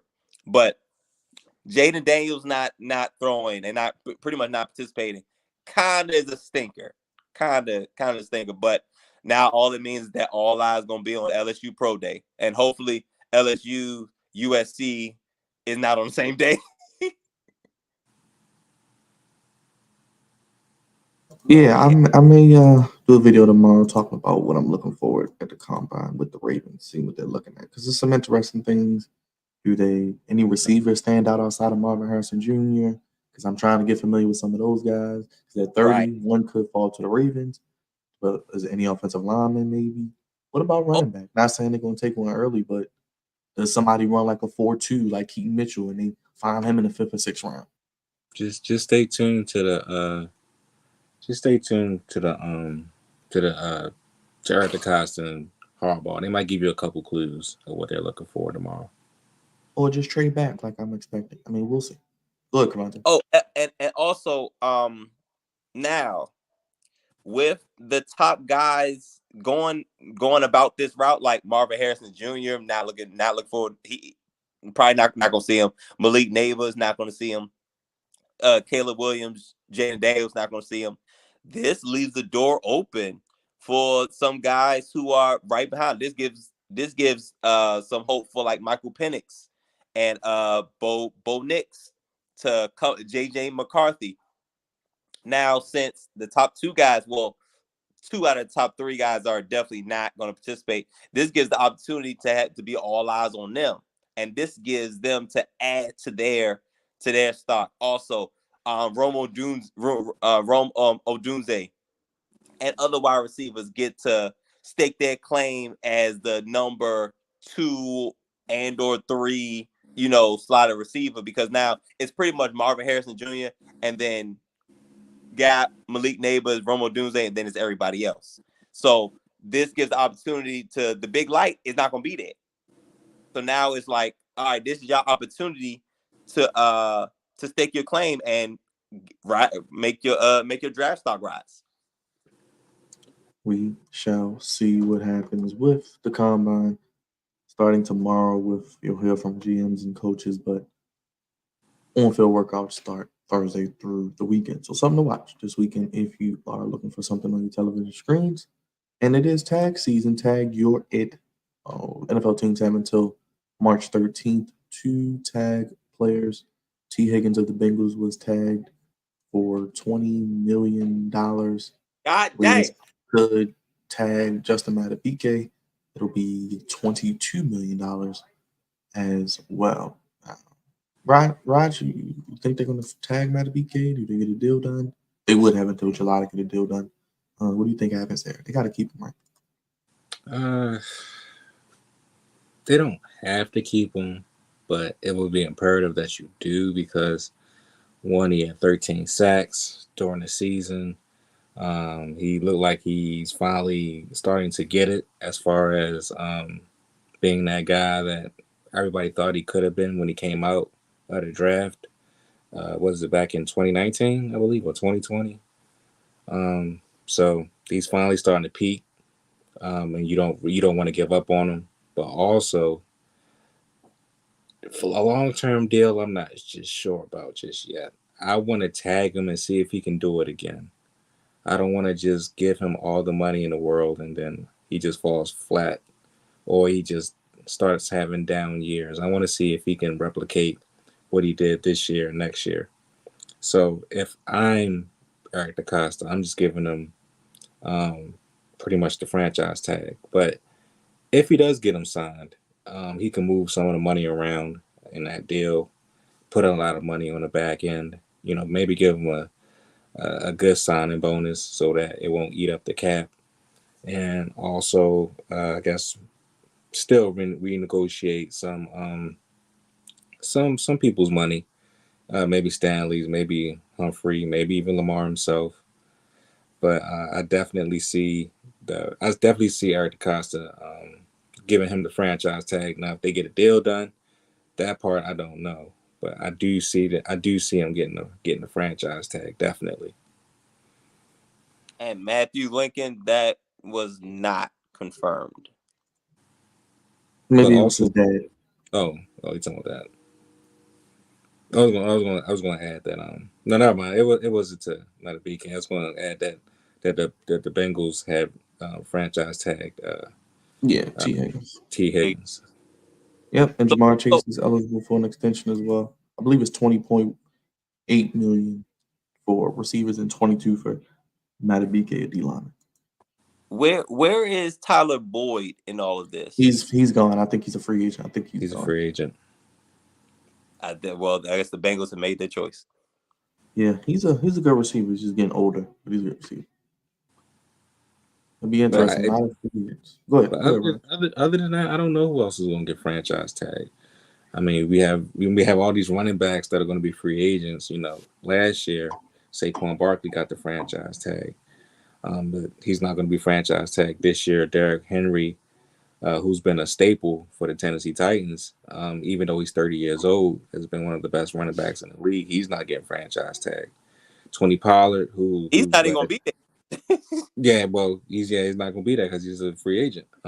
Tony Pollard, who led the Cowboys in rushing, he's not going to be franchise tag neither. He's a free agent, so there's just a lot of guys that are going to be sitting out there because they don't want to pick up that hefty hefty tag. So it's starting to get real different in the NFL as far as that tag is concerned. It's like way back in the day, the tag wouldn't be as much money, but now like if the guy really balls out, it's 20 mil per. So sometimes it's not even worth it in some instances. But yeah, man, they just getting real tricky with that tag. I feel like the Ravens going to sign a running back. One of them. I don't know who, but they're going to sign him back. They're going to make that one signing that you're going to be like, okay. It's either gonna probably be Derrick Henry or Saquon Barkley. But to be honest with you, I wouldn't mind having Derrick Henry, of course, or Saquon. But a real underrated running back that y'all might want to look out for in case he just slips through the cracks is Zach Moss from the Colts. He's a free agent as well. He did some really good work with them when Jonathan Taylor was not playing. And I just remember when I went to the Colts game, this brother had almost 150 yards against us. So, yeah, man, he's definitely going to be a pickup for anybody who picks him up. But just look out. And Todd Monken likes running backs that can catch the ball out of the backfield. So your Justice Hills that we had, for example, is Keaton Mitchell even when he was healthy. That's why Gus didn't get a lot of touches, Flock. So it'll be interesting to see. I mean, that's why I said do the Ravens go and try to look for a Keaton Mitchell type in the draft, maybe that runs a 4-2. But honestly, running back is probably the weakest position in the draft. Even though I do like Blake Corum. I do want to see how Blake Corum tests out. I like him. He's little, but he kind of reminds me of Ray Rice a little bit, Roger. Probably not as fast or explosive, but he runs hard. You can give him 20, 30 carries. He can sneak behind the old line because he's so little. I don't know. I like something about him. Maybe in like the third or fourth, but we'll see. Um, we'll see what happens. Matabike, I think, will get tagged, but Raj, I think you do give a guy like him a deal if you can. He's young. You get him now. That way you can spread your cap out because you're only going to have what, like 12 to 16 million right now. So if you're giving him 22, you're going to be dead in the negative. You can get a deal with him for the next 3 or 4 years. Just pay him the money he wants. Like you said, backloaded in the back end. Then you got the middle of your defense solidified with him, Roquan. And in 2 years, when you pay Kyle Hamilton, you'll be good. You'll probably have some money to do so, hopefully. Mm-hmm. We'll see. We'll see. We'll see. But I do agree with you. He has to. He needs to get. He can't go less than double digits this year because then it'll be like, okay, what the hell are you doing? So they're going to need it because I don't know who's rushing the passer, but we shall see. A real quick hot topic that was up this past week is as we transition to March Madness almost here. The storm in the court, Cavante. We saw the Duke player. Looked like he was a sprained ankle, nothing serious. Um, Injured, quote unquote, when the court was stormed. Can anything be done about this in college basketball? Listen, I'm gonna be honest with you. I'm surprised this isn't a thing before. Like they've been storming the court and storming the field forever. I'm surprised nothing's like this has been brought up before, and incidences incidents have been happening before. It's very odd that now, and Raj, you ain't gotta say nothing about them being soft and all that, but but this is interesting. That is very interesting. Um and now since the all the leagues, all the committees, everybody's in charge have got a little soft, um they're probably gonna do something about it, which is good, which is kind of unfortunate because that's a part of the experience and that's a part of college sports. You know what I'm saying? Like this could never happen on a professional level. This is something that's solely for amateur. Well, can't even really say amateur now because they're getting paid, but for college basketball student athletes and college football as student athletes as a whole. And I think this is going to take away from the experience and the allure of it. But this ain't the first thing because start with the NIL again. Back to the NILs, we're kind of jacking up the tradition of college sports. Period, because we're giving the kids all this leeway and all these freedom to pretty much treat this like free agency. If they don't like somewhere for a year, they'll go somewhere the next year and still can play that where you transferred. Um, I think that depending on what sport it was, you couldn't even play that year. But now with the transfer portal, shoot, you in and then you back out. So this is just another one of those things that are taken away from the tradition of college sports, and I really hate to see it. But at the same time, I don't want anybody to get hurt, but I really hate to see it. Play Raj. Yeah, man. We've been seeing this pretty much our whole lives. Anytime, Duke wins a national championship, they storm the court. Or Maryland back in 2002 when they won, they stormed the court. Or just any college football game imaginable, they stormed the field and or the court. So it just sucks, man. It just seems like I said before, everything is just changing nowadays. I ain't gonna say the word soft. This is not soft. This is a little goofy because it's like we've been doing this forever, but now we just can't seem to be safe doing it now. So I I I don't get it, man. I really don't. No boy. Like the older I get, the more I'm just scratching my head about a lot of things, man. This is one of them because this has been done forever. It's not like this is a new thing. Oh my God, they stormed the field or the court. There's a bunch of people around, but now we just running into people now. I mean, they look like a bunch of herd out there, just getting hit by bulls or whatever. It's just it's weird, man. It's weird. We live in a weird society, but to each his own, man. If they want to get rid of it, sure they can. They can figure out a way to, not for them to storm the court or the field, but it still sucks though because these are still young adults and they gotta be, I guess, they gotta be tamed at some point. Yeah, it's really nothing you can do. I know the SEC fines the school, but students or fans don't care about that. They're not paying the fine, so yeah, I don't know. And the school's making all types of money. That is probably a drop in the bucket. Yeah, it's just it's all just goofy in my opinion. Let's switch gears to the NBA real quick. Wanted to Looks like the Los Angeles Clippers have a new logo. Thoughts? I don't know, Devontae, if you have this as goofy, but I don't know if I it's haven't, goofy. I haven't, I haven't even seen the Okay, logo. I don't know I've what seen. it is. Hold on one second. Let me pull it up there. Put that here. Doom, doom, doom. There we go. Should show it up there. Okay. So they're gonna change the uniforms mid-season too, or did they already change them? Okay, hold on. I think I got something for you. Um, okay, let me open this image. So let me end that one. And it looks like we do have the new uniforms with their three, Oh snap! Now all three of the guys. So yeah. Mhm. I mean, that's not bad. I mean, I can actually kind of like it, but why wait? Why? Okay, wait a minute. This is for the 2020. Because Okay, I think they're so, getting what? They're getting a new stadium, right? yeah, they're moving. I believe ain't they moving out of? So they must be moving to the stadium this year, I, coming up. I I believe I'll look so. I that up. think Let me look that up for you. I think they're moving somewhere. I think they're moving to the old forum. I believe or something like that. They're renovating Okay. the old forum and they're moving in there.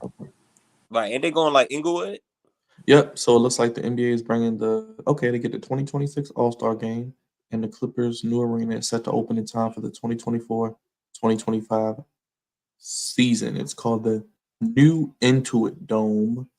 The new Intuit Dome is It's the old forum though, they right? opened the building in August, so it'll be open for the new season coming up. The Intuit Dome. Let me see. Intuit Dome. I believe I so. think this Yeah. Raj. Yeah, Yeah. it's the old forum because I Okay. believe Okay. that they was renovating it and they would. Okay. I think I think Steve Ballmer bought the actual forum Okay.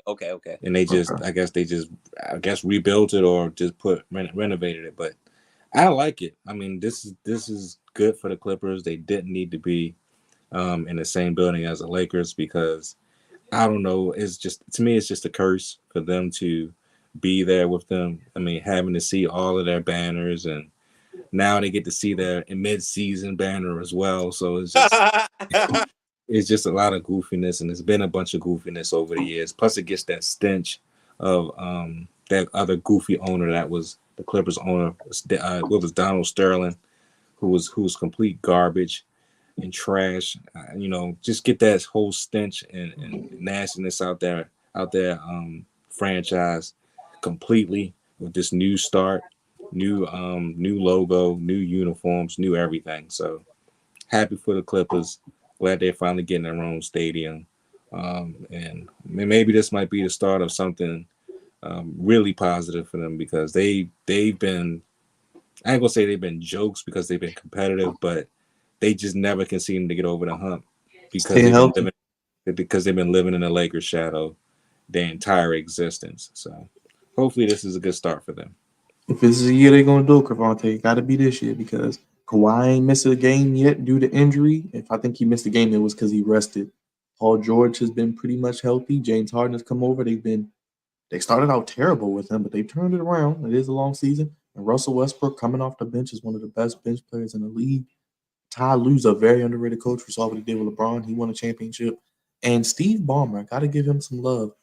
I didn't know what to expect when I saw this Microsoft geek come in. Not gonna lie, he's a very rich one, wealthy one, but he's put money into the franchise. He's investing into their future, getting them out of that building, like Rod said, getting them their own new venue, new colorway, new uniforms, paying Kawhi, going to get James Harden, paying Paul George, paying people, and getting the right people in the place they need to be in to make this team competitive. I think this could be a year. We'll see what happens where they have a legit shot though. Yes, absolutely. And this is different. I didn't think this would work out, and not only is it working, it worked pretty fast. I thought this was a very goofy a very very goofy combination of stars of stars being together. From PG, Kawhi throwing it hard, and I'm like, oh man, what did they are they throwing the season away? Then they add Russ, and I'm like, what are the Clippers doing? And it looks like Ty Lue has found a sweet spot, and he's making this work. Um, Shout out to the competent owner trying to get things right and trying to solidify himself as you know as not a tenant, Raj. He won't be a tenant for much longer. He'll have um his own penthouse to attend. Now he'll probably still be sitting down where yeah he does strike me as a skybox type of guy. He's probably going to be right in a seat where he always is. But to the logo, I like it much better than I did the previous one, because I didn't like the previous one at all. So I like all the newness that's going on. I think this is really good. For the Clippers, they've been the little brothers that's lived in the cellar for so long, and it's like they finally grew up. They finally getting building up some funds so they can move out and be on their own and be their own man, or in this case, be their own organization and have their own banners and do whatever they want in the rafters instead of having to continuously look up at Big Brother and their seemingly endless supply of banners. So this is good for the Clippers, and like you said, Byron, the Ty Lue is a very underrated head coach, and I think he's found a sweet spot for this team. But what better time than the present, huh? Yeah, and we're going to look at the standings. I know Dre's going to come back on. I want to read this about the Clippers into a dome real quick. 'Cause I don't. This is my first time reading it, but it gives you the in depth of what the ring's going to look like. So, uh, spare me real quick if you could, or you know. Is it going to be in Inglewood? Yeah, I'm about to read the press release now from Forbes.com. So let me read this. Okay, and this was as of yep, this was basically a little bit over a year ago.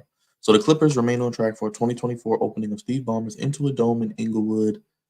Ceremony in March progressed on the construction and moved towards the completion of the new 18,000 capacity venue. And the ACOM design includes a soccer inspired wall with an intense rake of 51 row section seating, mimicking that of a supporter section in soccer. Row 20 of the wall 45 is closer to almost half court, and the fans sitting at that level will be at the same level as they would be at Crypto.com Arena, giant scoreboard, and it looks like it's going to be a very, very huge dome, and looks like they got the suites and all that good stuff as well. I was trying to see. Yeah, that's pretty much that though. You see they looking into getting that soccer money too, huh? Yeah, so it has 3,800 lower bowl seats, 14 court level suites, 46 suites in the horseshoe formation. 14 court level options include 4 courtside cabanas positioned directly behind the baseline seats where Balmer sits opposite the wall, and includes privacy glass aligning the player tunnel on the backside. 10 backstage bungalows as well, and an 80,000 outside square foot plaza that will feature bars, restaurants, team store regulation size basketball court, so you can play the game and watch the game, and that's going to get intense. And it's an exact replica of the main court on Court B. Can host community and charity events as well. Solar panels, and it's clean energy. There you go. So seems nice. I just can't wait till the Lakers playing it. That'll probably be the first game. Probably will be. Yeah. Got it. Yeah. I wanted to pull up the standings real quick, guys, just to kind of look to see where we are before we get to Goofies real quick. I mean, we're running a little late today, but let me see. Let me pull those standings up for you guys real quick. Share my screen. Raj, real quick, what are you looking at when we look at the standings, the East and West? Anything that's going to really determine the second half for you? Well, the West is pretty much got a lot of top tier teams. You know, Oklahoma City, I believe, is leading. Then you got Denver right underneath of them, and then you still got Minnesota in the mix, and Clippers, and Sacramento, Phoenix. So it's a lot of top heavy teams in the Western Conference that can go pretty much any way. Yeah. Then you still got the four teams underneath of them, the Lakers and Golden State and Dallas and Pelicans. So it's really tight as far as the Western Conference is concerned. I think that the Nuggets are going to come out out of the West, regardless of whatever happens, because I don't see anybody stopping Jokic, especially when he starts getting going, unless somebody gets hurt or whatever. But I mean, he's just a beast, man. He really is. But also, other than him, stay tuned for Shea Gildress Alexander. My goodness, man, this dude right here is just balling out of control right now. I bet you Clippers wish they still had him right now, because they would extremely be title contenders if they still had him. But it is what it is. He went to Oklahoma City. He's balling out of control, and this is one of the reasons why they're atop of the Western Conference. As far as the East is concerned, you still got Milwaukee. Boston is probably number one right now. The Cavaliers are surprisingly number two with with Mitchell and a bunch of other guys on that squad. Philly is still hanging around, although Embiid is hurt. The New York Knicks is ascending, although they need Julius Randle. And then you still got the Pacers in there as well. So it's a bunch. It's a couple teams also that's still in there that are pretty good. But Boston, I believe, is the best team. They've been the best team for the last 2 to 3 years. They just haven't gotten over the hump. But this could definitely be the year that they get through if Porzingis can stay healthy. That's a guy that usually gets hurt a lot, and if he can stay healthy, I think they'll be coming out of the Eastern Conference. But I mean, it's going to be an interesting second half. I expect it to be very competitive, hopefully, and I just expect Denver and Boston to meet in the finals. Conte, does that excite you? Denver, Boston, NBA Finals. It's just Jokic really don't care about basketball that much, so it's like it's not the same. It does not bring the same excitement. He's the white Tim Duncan, right? Except worse, because he actually I don't hear much from Tim Duncan as far as him speaking, but did you hear what? But hold up, but did you hear what Tim Duncan said about him now? About Jokic? Yes, Tim Duncan actually had. Tim Duncan said if he was in his prime, he was like it would be a different story about him and Jokic. Huh? Fair enough. Yes. Fair enough. So OKC, I'm very, very proud and excited for the Thunder coming up the way that they have, because you guys remember back in the day where they had all them draft picks and it was like, yeah, at some point it's gonna pay off. At some point it's gonna pay off. They didn't have Paul George, they didn't have Russ, they didn't have KD, they had CP3, and it was like This team is young. They got potential. And boom, here we go. SGA is an all pro. And I can't wait to see what he does with leading this OKC team.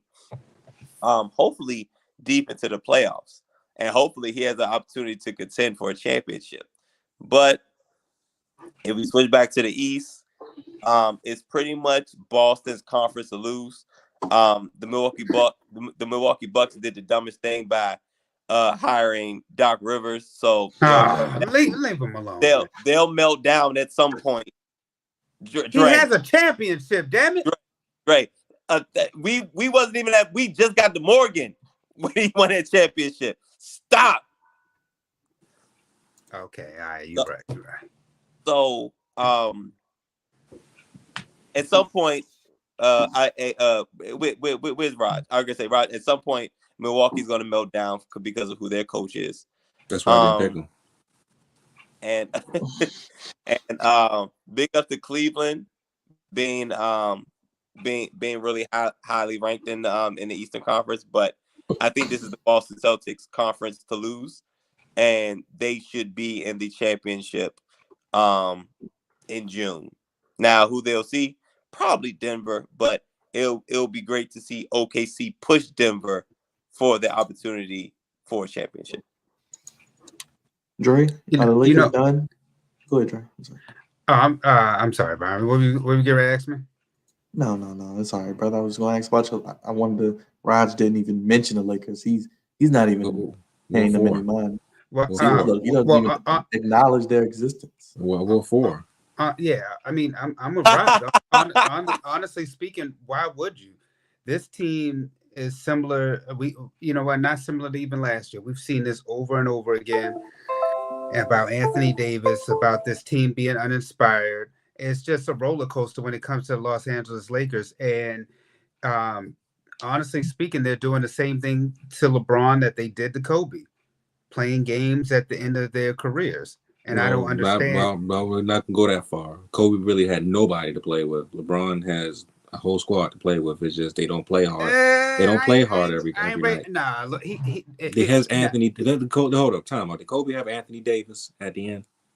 A guy like Anthony Davis.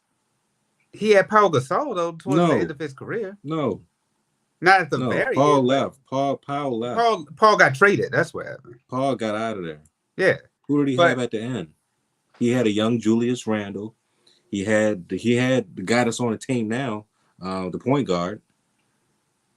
Can't think of his name. D'Angelo Russell.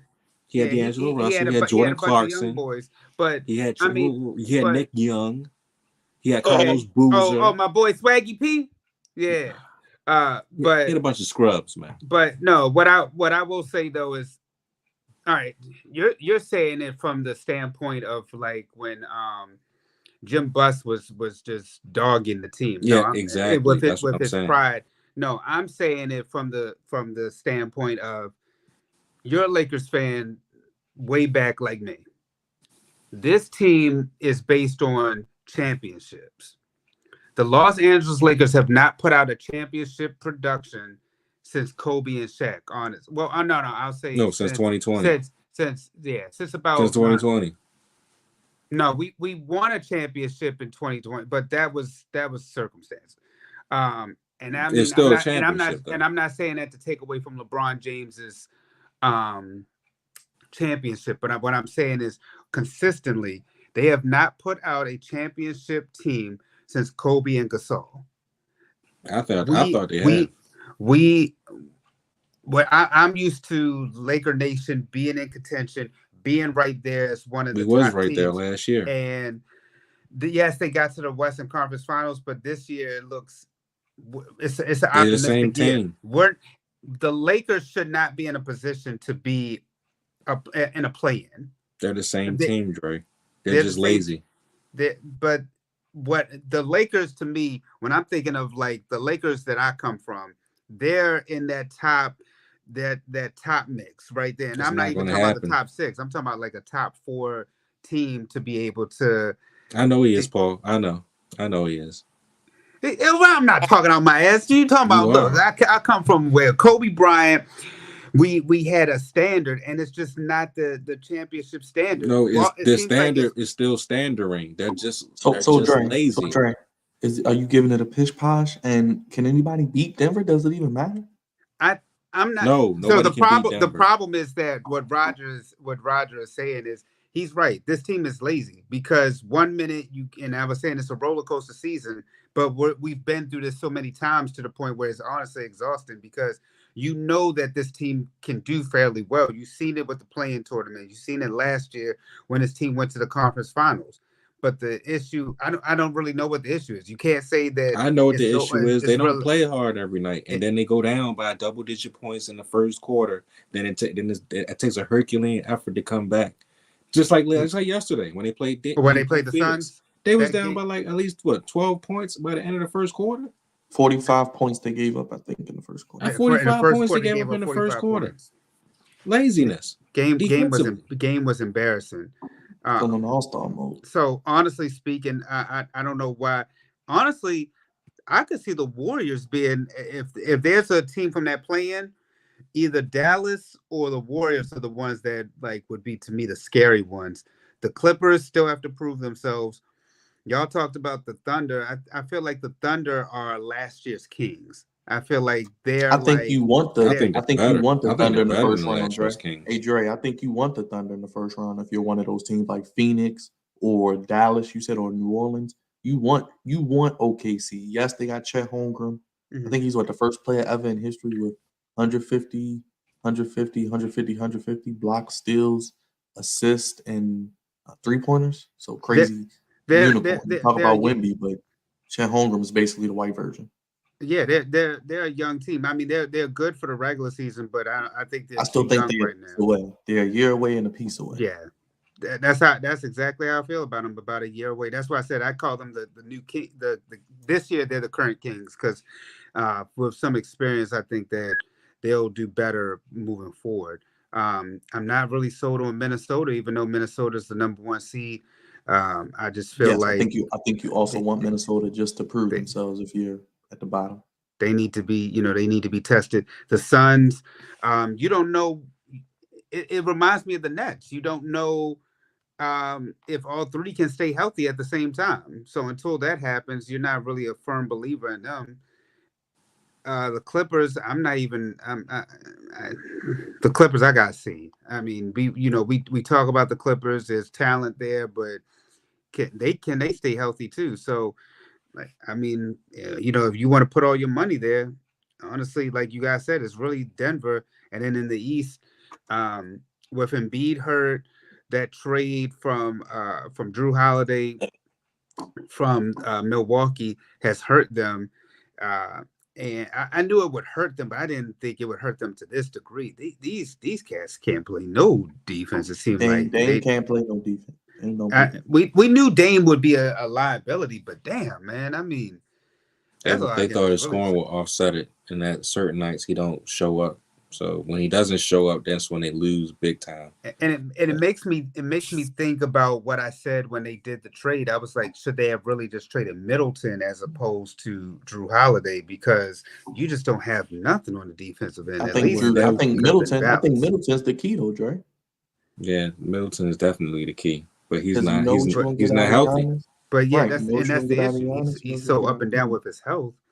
So, yeah, it just seemed like Giannis has been the consistent one. But honestly, with Dame, he might be inconsistent. He might go 2 for 3, 2 for 13 from the field, or 5 for 5. You never know what he's going to do. But then when Dame is on, Dame is on. But then, it's like it just seemed like this team has just been kind of. It's been a real disappointing season. They fired their head coach. They then brought in Doc Rivers to try to bring stability, and I don't know what stability that was because stop booing Doc Rivers. He's got a championship. The only thing about Doc Rivers is he has a consistent hairline that's made of shit. There you go. Exactly. So yeah, it just seems like it's Boston's to win, and as a Lakers fan, I'm not excited at all about Boston getting another championship. I don't want to see Boston Denver. That would be it would be a good series. Doc Rivers and John Harbaugh are the same coach. Don't you dare do that. You should do a video on it. You should do a video on it. You know what? You know Can you what? do a video? I of would that? I Both would cha- I one-hit would challenge wonders. you to say this. If Doc Rivers didn't have a championship, I would compare him to Marvin Lewis. Honestly speaking, if he see, now didn't if that's he too didn't have a far. championship, I would have said That's too far. That's too far. it's Raj, not too you should far. do that video though. You should do that video. It's a good idea. It's a nice little hot take there. You ready to get goofy, Cavante?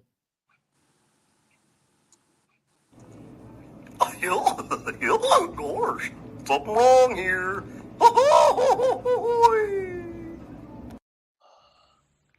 Well, now that's goofy. Indeed, indeed, indeed. Welcome, good people, to Goofies of the Week, sponsored by the Flex Zone. Appreciate you guys for giving me a little bit of time to let me tell the good people what I thought was goofy this week. Listen, man, I ain't gonna hold y'all. Oh, wait. First things first. You already know I have two levels of goofy. I have the high level of goofy, where we have to congregate and figure out what the hell is going on. Why are we here? How do we get here? How do we get out of here? Now, I have low level goofy as well, which is, we laugh about it, we kiki, in the hopes that we do not get to a higher level of goofiness dealing with this situation. So, I ain't gonna hold y'all. It's getting late and I'm tired. Y'all already know what the goofy of the week is.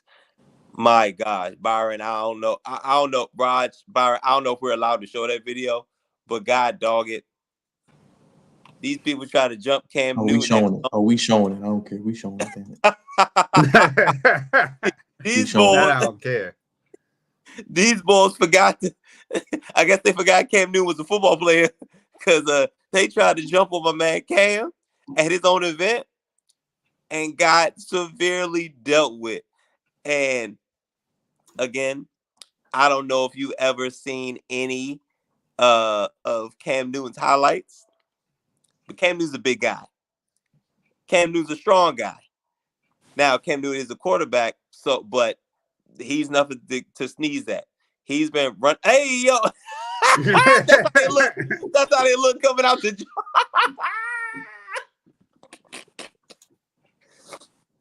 Cam Newton is a former football player. I don't know if I'm saying.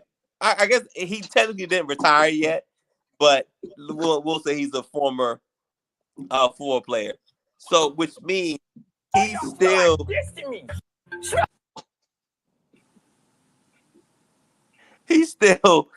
in better shape than the average person. And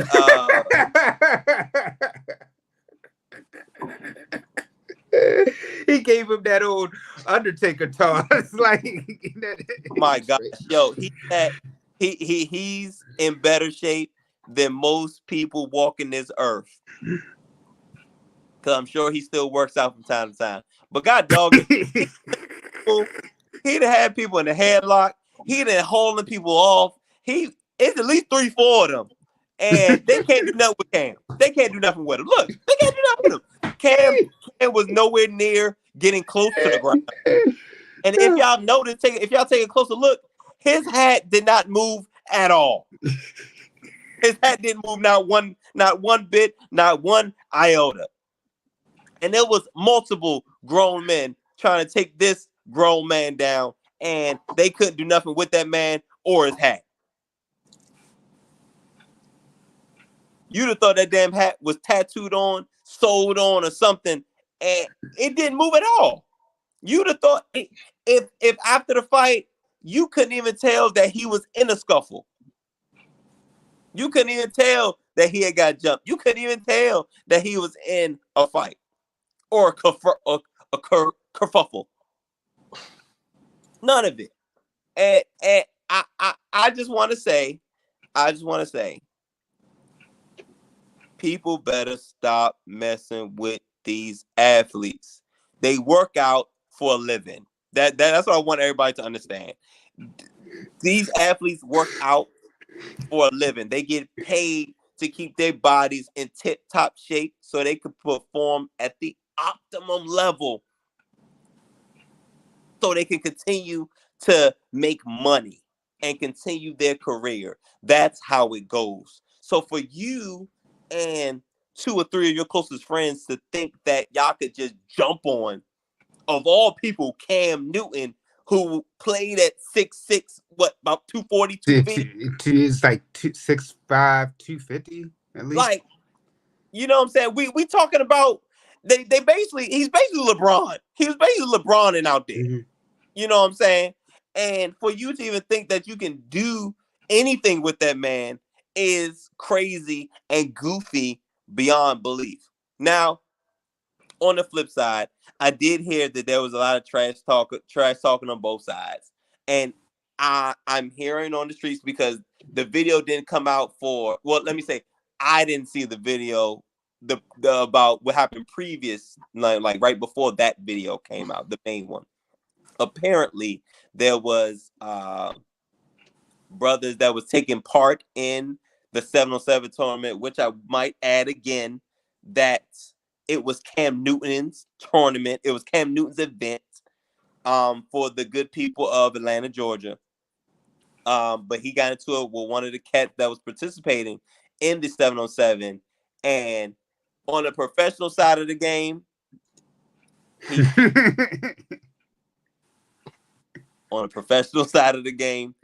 he probably should have just sent your man's home. He should have just sent your man's home instead of going back and forth with him. And that's what I say for Cam on the professional side of things. This is your face. This is your brand. You know what I'm saying? You the only one there that got something to lose. Everybody else there is trying to get to where you were.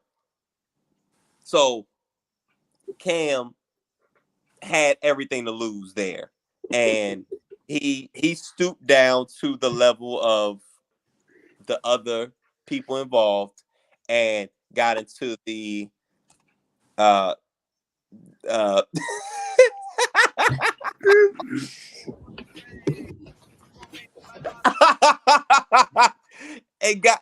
got into the goofy situation that he is in now. Now, that is what I will say about the negative of Cam Newton. But God dog, Cam Newton can still go. I don't know if they thought because of his style that he was sweet for it. If it wasn't his hat, was it how he wears clothes?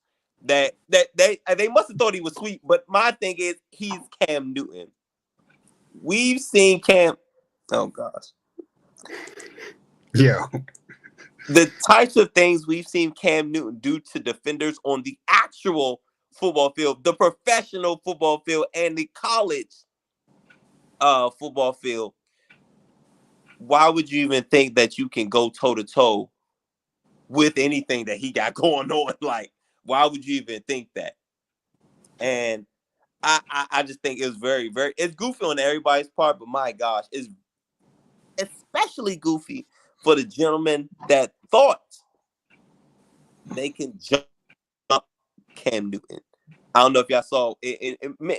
There was many different videos from different angles, and there was one where one of the guys came up and hit Cam Newton like twice. Did not phase him. He continued to keep the man in the headlock and get your man's out of here. Toss him. You want some too? Like, he looked like a man amongst boys. He was. He looked like the bully on the playground, except he was being bullied. All goofy. Very, very, very goofy, beyond goofy. And let this be a lesson to the good people on Will Smith's internet. All right. Don't mess with these athletes. And specifically, do not mess with football players. Because again, that strength does not go away after you stop playing. It does not. Now, Cam Newton's in the realm of having grown man strength on top of being a football player. Good luck with that. Good luck with that. It was at least I lost count. I couldn't really tell. I can't tell if it was 3, 4, or 5 people, but either way, it didn't matter because Cam Newton couldn't have been moved. His hat couldn't have been moved. His clothes couldn't have been moved. It didn't matter. But next time, I also, one more thing. Security. What are we doing? What are we doing? Security. Where you at? What we doing? Cam Newton, what is he paying y'all for? How is this happening? So all goofy all around, but specifically them brothers that thought they could do anything to that brother Cam Newton. And Cam Newton out there standing on business. You understand? Business, not business, business. You understand? And I don't know. I don't know who they thought they were dealing with, but Cam Newton quickly reminded them that I'm not him and I'm not him to mess with. I'm the other him. You know what I'm saying? The game changer, right, guys? He is the game changer, and that's what he did. He was managing them just like this, tossing them. He was managing. He did a good job managing them brothers and keeping them at bay. But y'all know my line. There's a thin line between goofy and great, and them brothers that thought they could deal with Cam Newton are on the wrong side of it. Y'all got to do better. Got to do better. Gosh, something wrong here.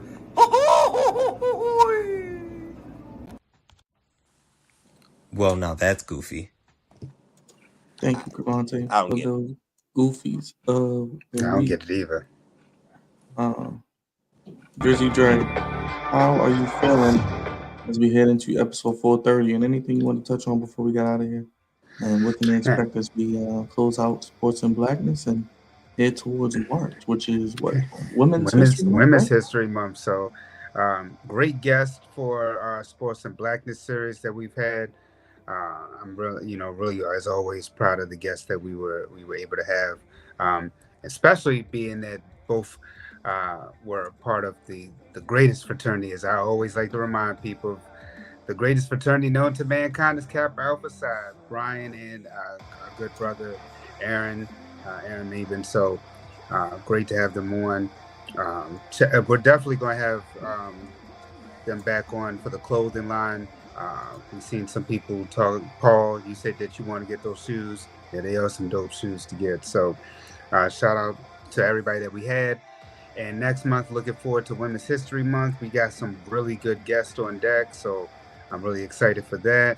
And just continue to do what we do, man, here on the Flex Zone as we are Women's History Month on the road to WrestleMania. You got March Madness. You got NBA playoffs season coming up.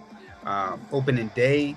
So it's a lot about to happen in March, for real. So I'm really, really excited. We always talk about whether or not this is the best time in sports, or is it around like October. But March is always definitely March gives October a run for its money because of all the great sports that's about to happen. Co-founder, executive producer, Man Without Nicknames, Andre Melton, senior producer, voice of reason, captain of the Goofy Ship, Cravante, Baby, the Meat Man, Big Raj, social media producer, what the people can look forward to on the channel. Maybe you talking about John Harbaugh and Doc Rivers, some ninjas in underwear talk. I don't know. Man, just stay tuned. Revolution is this week, by the way. So we're looking forward to that. Sting's last match. Oh, the Stinger. This is last match. I'll be at my famous Jimmy Seafood. Me making my return for real. Unlike that other time I was supposed to be in there with D, but I'll leave that alone. Of course, like you said, the NFL Combine is this week. Ninjas in underwear, ninjuring, doing what they do best. And of course, free agency starts next month as well. So stay tuned. We're gonna have a lot of news, a lot of people moving around. You know how it goes. It's almost that time, baby. Wish I could join you, brother. Wish I could join you, man, for some Jimmy Seafood, man. No Jimmy's for you, Dre? No, I'll be with our good brother AJ celebrating his birthday this weekend as we go to Buns and Basketball. So. What? Is that why you don't remember? What? Don't say too much. 'Cause we'll Yeah, go I'm live. just going. It's Just leave it at that. He just said leave it enough. there. He said enough. But we'll talk off air. I just Yes, realized we will. Off okay. air, offline, all that. Make sure you guys stay tuned to the channel. This week is a big week yet again. We'll have Revolution previews. We'll have hopefully some Ravens content from Raj, probably some Ravens content from myself, maybe some Orioles coverage if I get time or something newsworthy happens. And Revolution will be live Sunday, 8 p.m. around that time as we kick off God's favorite host birthday week, actually. So we'll be kicking it off with Hey. Revolution on Sunday. Thank you guys for everybody who was here this past weekend for Elimination Chamber. Raj, Drake, appreciate y'all. Ninja Of Boy, course, man. Leo, Thank you. Talon, his friend, and Hades Thoughts. Kent and Dylan, everybody else. So make sure you hit the like button, hit the subscribe button, hit the bell. Check out our good boys, good friends over at Buy Myself or Nothing Clothing. Yes. Shout out to them once again. Definitely have them back on. Like I said, maybe they'll give us some, apparel real soon. Stay tuned. We got some things in the works for 2024 as it is the 10th year of the Flex Zone podcast. But make sure you stay tuned to the channel. More content coming. Don't be goofy. And don't be looking like those goofies trying to jump Cam Newton.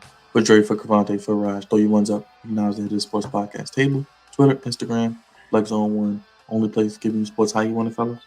When you need it. And of course, don't forget to donate to that Cash App if you want the Flex on One, flexon1@gmail.com if you want to be a guest on the show as well. For Drake, Cavante, Raj, God's favorite host signing off. Once again, check out Buy Myself or Nothing Clothing and support them as well. We'll see you throughout the week for more content on the Flex On Podcast. Have a good night, everybody.